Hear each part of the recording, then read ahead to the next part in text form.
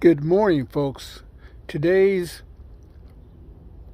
project is swapping out your old BMW stereo for aftermarket. That means getting rid of the fiber optic run that goes back if it failed on you. Mine's failed, and what I tried to do is buy several parts, and you have to have them programmed, and none of them worked. So I decided to convert mine from BMW source of stereo system to a fold up, as we see here.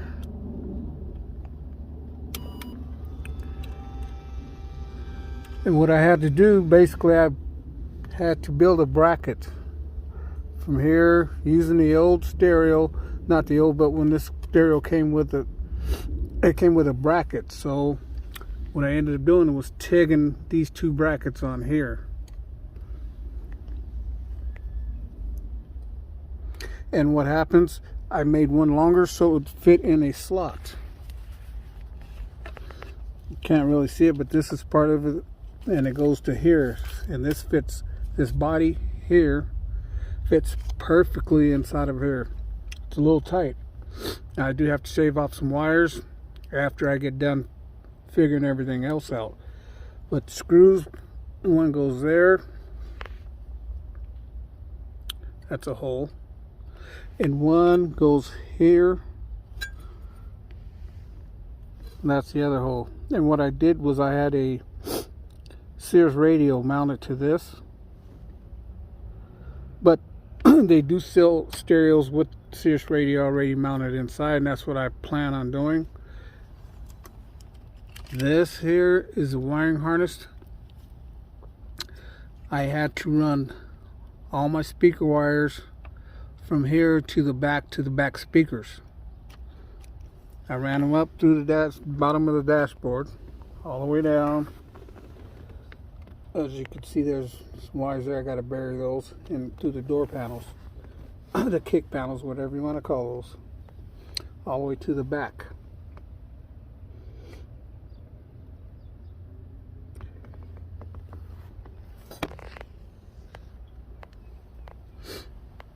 Yep, and that's pretty much what I did on that.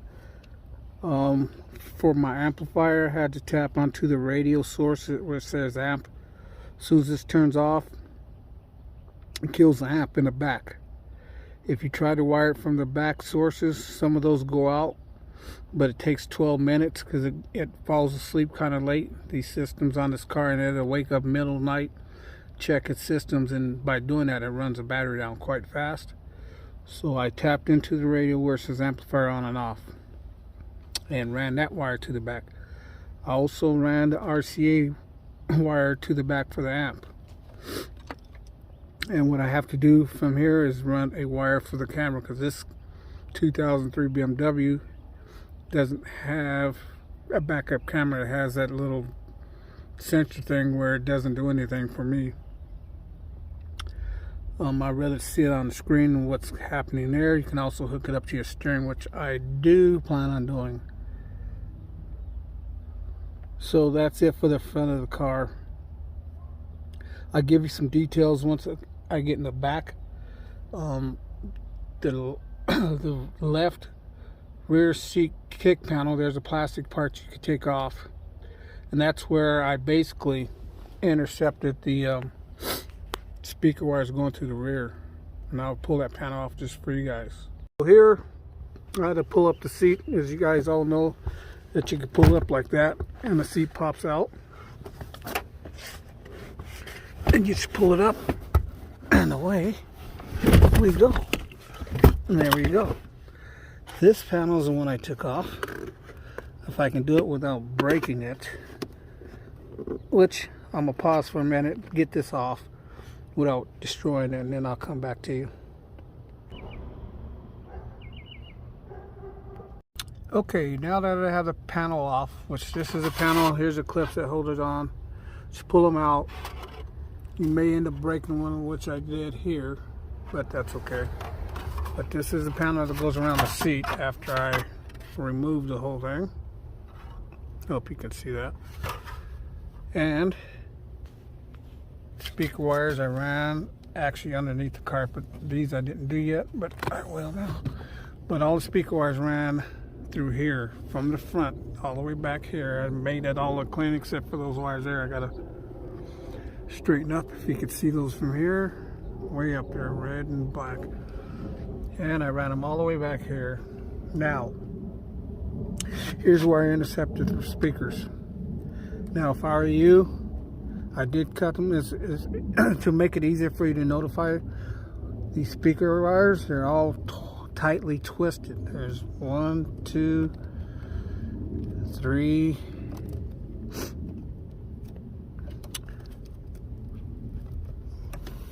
4. I think there's 6 or 8 rather. Anywho, we got black, rather that is brown with a black ring around one brown. So you got 2 browns with 1 black. Make sure you get the polarity right, otherwise your stereo will sound like crap. Here goes another one. Let you guys figure the colors out. It's a cloudy day for me. I can't tell the colors right now. I can, but I'm not going to mention them.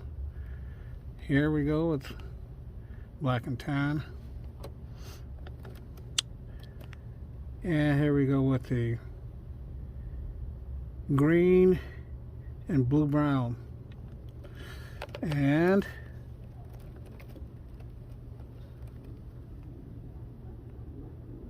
that looks like a pink with a blue line, with a white line, blue solid basically. But all your speaker wires are, as I say, tightly wound. And what I did when I identified these speakers, I clipped them and went and got a 9-volt battery, and that gave me the indication of where they are. Just a 9-volt battery with no amps. Put anything bigger than that, it'll blow the speaker. These speakers on the car, the stock speakers, are pretty much not, they're not going to handle a lot of watts. So I just ran it from that car stereo in the front, and that thing pushes them pretty well. You get pretty good sound out of it. So these wires, this red wire is actually the one that controls the amp on and off. I made it a little bit bigger from stereo. This wire is for the epicenter if you like deep bass. So I ran my epicenter wire.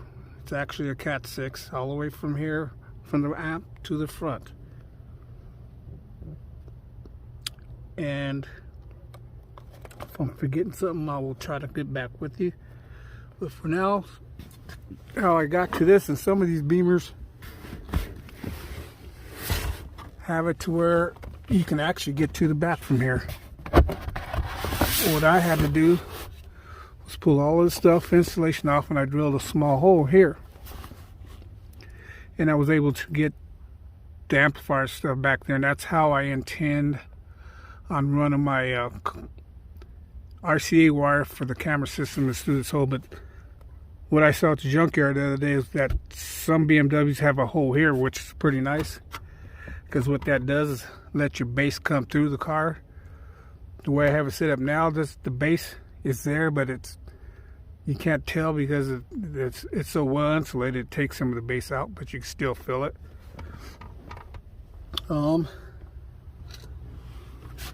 Yeah, so if you do, and the way I figured this out was Bill Mitchell. I don't think he has it now, but he used to have online wiring harness books, and I tried to search for it again. I think some reason or another he's not in business with that no more. It was a great tool to use for wiring if you know how to follow and trace wires. Very good to use if you guys know anything like that anymore. Could you leave a comment in the box so I can use that in the future? And from here, I'm going to pause once again, and we're going to go to the trunk where the amplifiers.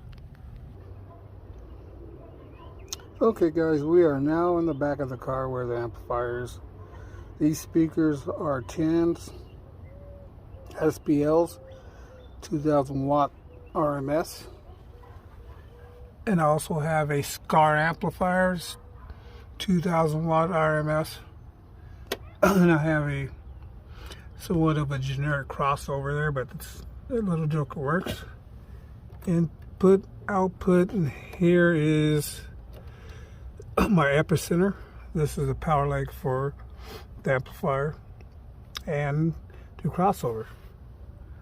I use 1/0 wire to the battery direct on both sides, ground and hot.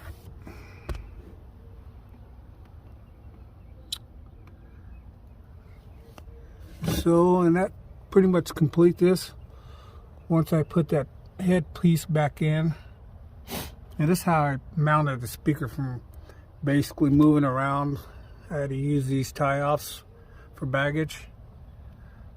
Like, I'm gonna fix it up a little later, but this helps out from moving around, and the speaker actually.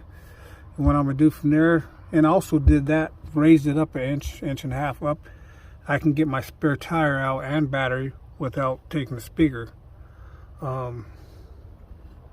If you're weak as me and this speaker is heavy as it is, trying to get a flat tire fixed on the freeway would be a bummer.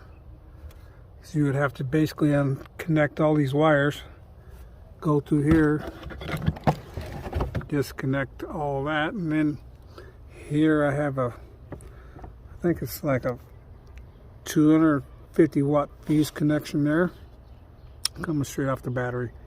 Both the ground again and the hot comes straight off the battery itself. I do think I need to get capacitors though, because when it goes up to a surge, you can see the headlights blink on and off. Okay, as soon as I get the front together, I will restart the video. I'm gonna pause. Thanks. So I'm back to the front of the car, and this is BMW's stock CD player. This is what I removed and put that stereo in place of it, and now I don't have to use this 1950 cell phone dioler. But this is the component I took out to put stereo in. There's a bolt pattern that you can go by, and the length if you have someone build you a bracket. This you can use, and then it has a wood panel that goes over the top of that. I plan on putting a wood panel over it. I just got to go back to the junkyard and find one. Back to the front. I'm in the passenger seat, and we have this little, I forgot what this particular unit was called, but my intentions in the future is to replace this stuff and put a tire monitoring system in here and buy the whole unit TPS so I can watch my tire pressures in all 4 tires, and it'll be mounted here. If you guys think about that, if you do it before me, please let me know how you did it. I would love to know. But that's a good idea instead of having this waste of space.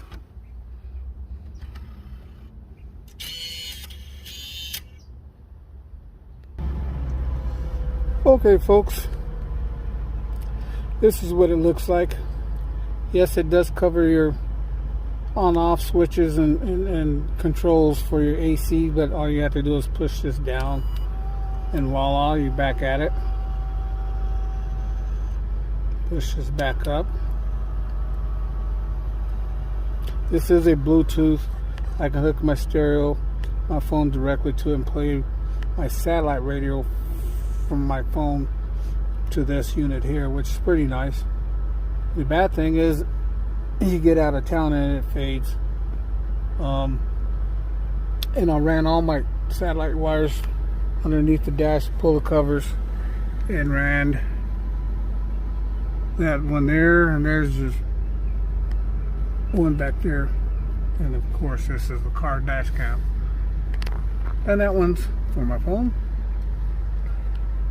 And pretty much that's it. You know, another thing you can use that for is a self-protection storage area, if you know what I mean.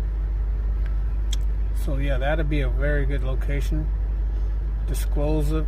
If you have somebody really good with mixing in your plastic, metal, and stuff such that. Get rid of that button. And all you have to do is that. And you can put a lock in there from here. Bam. And then when you happen to use it or need something, just pull that pin out. Boom. And kaboom. You just grab whatever particular metal or whatever you want to stash in there. You know, that's a very good place to put it. Pretty much that's it. Here's my rear camera. I think they sell them smaller, but this is one I might use if I can find one smaller. If you guys got any idea of smaller ones, or maybe even one from a stock Beamer, I'd probably go back to the junkyard and see if they got those. But peace out, folks. Thanks for listening, and thanks for watching my video. Again, I'll give you a little test run of this modified car stereo instead of going to BMW. Which, another thing that I didn't like about BMW, every time a component went out, you have to go get it reprogrammed so this system can read it. And to me, that's absolutely unnecessary. You have about 6-8 components to control one radio. If one goes out, your whole system's down. This goes out, $300 to replace it. Bam, you got it back up. Easy peasy. Thanks for listening and watching. Let's play a little CD here. I mean, hopefully this isn't gonna hurt as far as copyright. I'll just play it for a few seconds. Bam. That's real. Okay, here we go.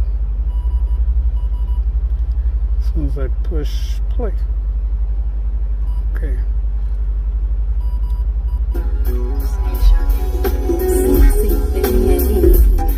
I don't know if you can hear it, but it thumps pretty hard. Folks, thanks for listening. Again, I keep saying that. Give me a like and give me several subscriptions, because I am going to do a lot of modifying on this car, and I want you guys to at least get some ideas for your Beamer. I think these cars are probably some of the most famous Beamers out there. The 740 series, 7-Up series, 540s, probably not so much, but the big bodies, I love them. They have their issues, but I love these cars. And that's it. Peace.